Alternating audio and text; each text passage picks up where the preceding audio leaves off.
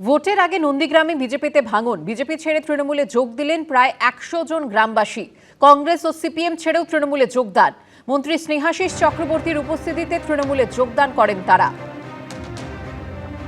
আমাদের গোকুলনগর অঞ্চলে বলরাম গিরি, দীপক মাইতি, অদ্বৈত বেরা, সীতারাম মণ্ডল, মিলন দাস, শম্ভু মাইতি, গৌতম আচার্য, তাপস সাহু, সুজিত প্রধান, এনারা আজকে আমাদের দলে যোগদান করলেন এবং অস্বীকার করার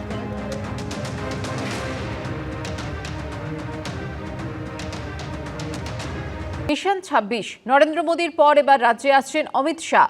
এসআইআর আবহে প্রথমবার রাজ্যে আসছেন কেন্দ্রীয় স্বরাষ্ট্রমন্ত্রী। ৩০শে ডিসেম্বর কলকাতায় আসছেন অমিত শাহ। বিজেপির রাজ্য নেতৃত্বের সঙ্গে বৈঠক করবেন তিনি। ভোট কৌশল নিয়ে বৈঠক করবেন অমিত শাহ। বৈঠকের পর সাংবাদিক সম্মেলন করবেন কেন্দ্রীয় স্বরাষ্ট্রমন্ত্রী।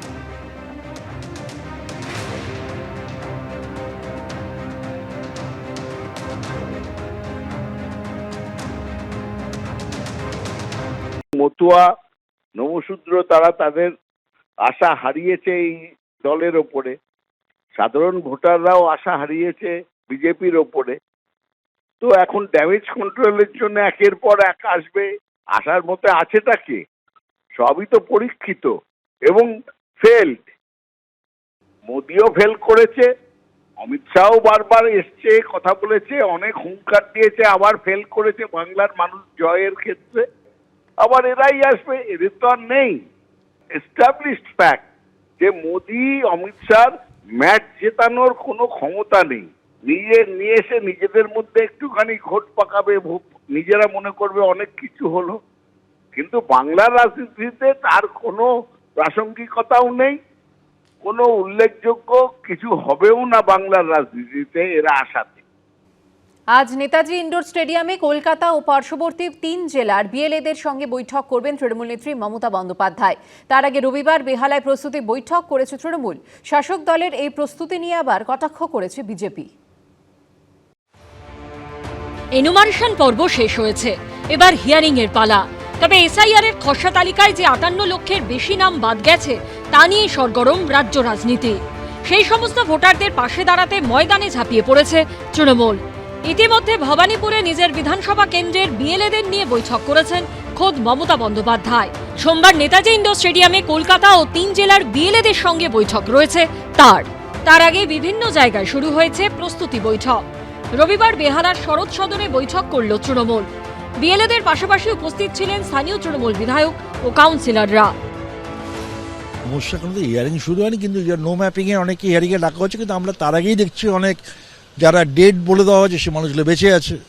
এরকম অনেক এরকম প্রচুর ভোটার আছে হয়েছে, তো সেইগুলো আমরা যাতে আমাদের বিএলএ 2দের বলা হলো যে সেগুলো নথিবদ্ধ করে আমাদের হিয়ারিং এর সময় যাতে তারা থাকেন সেভাবে করার জন্য। আমরা ডকুমেন্টসের ক্ষেত্রে আমরা বলেছি যে ডকুমেন্টস আমরা বলি যে ডকুমেন্ট মানবেন, এই নির্বাচন কমিশন যা দিয়েছে সেইটার ক্ষেত্রে আমাদের যদি কোনো লোকের কাছে আমাদের সাহায্য করতে হয় সেটা আমরা আমাদের কর্মীরা তাকে সাহায্য করবেন। খসড়া তালিকায় ৫৮ লক্ষের বেশি নাম বাদ গেছে। তার মধ্যে মুখ্যমন্ত্রী মমতা বন্দ্যোপাধ্যায়ের কেন্দ্র ভবানীপুরে ৪৪,৭৮৫, বিরোধী দলনেতা শুভেন্দু অধিকারীর নন্দীগ্রামে ১০,৫৯৯ সহ রাজ্যের বিভিন্ন গুরুত্বপূর্ণ বিধানসভা কেন্দ্রে হাজার হাজার ভোটারের নাম বাদ গেছে। বাদ যাওয়া নামের মধ্যে খোঁজ পাওয়া যায়নি ১২,২০,০৩৯ জন ভোটারের। অন্যান্য কারণে বাদ পড়া নামের সংখ্যা ৫৭,৬০৪। আবার ইনুমারেশন পর্বে অনেক জায়গাতেই দেখা গেছে জীবিত ভোটারকেও মৃত হিসেবে দেখানো হয়েছে।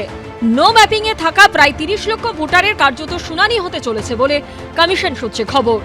এই পরিস্থিতিতে বিএলএদের কি ভূমিকা থাকবে, কিভাবে নাম বাদ যাওয়া ভোটারদের নথিপত্র সংক্রান্ত বিষয়ে তাদের সাহায্য করা যায় তা নিয়ে আলোচনা হয়েছে এদিনের বৈঠকে। মমতা বন্দ্যোপাধ্যায় বলেছেন যে যেন একটা বৈধ ভোটারের নামও বাদ না যায়। সেই ক্ষেত্রে আমরা প্রত্যেকটা বিএলএ2র সঙ্গে আলোচনা করছি যাতে যদি এরকম কোনো সমস্যা হয় যে বৈধ ভোটার কিন্তু সে কোনো একটা ডকুমেন্টস দেখাতে গিয়ে সমস্যায় পড়ছে, সেই সমস্যাটা কিভাবে সমাধান করা যায় সেটা আমরা দল থেকে চেষ্টা করব তাদেরকে একটা জায়গায় নিয়ে আসে। যদিও বিজেপির কটাক্ষ, যেন তেন ভাবে বাদ যাওয়া ভোটারদের নাম তালিকায় রাখতে চাইছে তৃণমূল। মমতা ব্যানার্জির এখানে অসুবিধাটা কি হলো? এসআইআর কেন উনি চাইলেন না? ওনার পায়ের তলা থেকে মাটি সরে যাচ্ছে, তাই উনি এসআইআর চাইছেন, এটা খুব স্বাভাবিক ব্যাপার।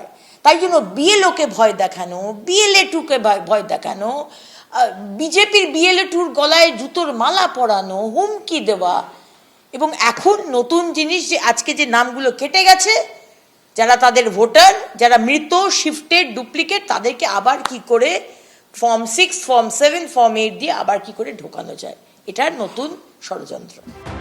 শুনানি এবং ভেরিফিকেশন পর্ব চলবে 7ই ফেব্রুয়ারি পর্যন্ত। চূড়ান্ত ভোটার তালিকা প্রকাশিত হবে 14ই ফেব্রুয়ারি। সেই তালিকায় শেষমেশ কাদের নাম থাকবে, আপাতত সেদিকেই নজর সবার। অর্ণব মুখোপাধ্যায়ের রিপোর্ট, এবিপি আনন্দ, কলকাতা। এবিপি আনন্দ, এগিয়ে থাকে, এগিয়ে রাখে।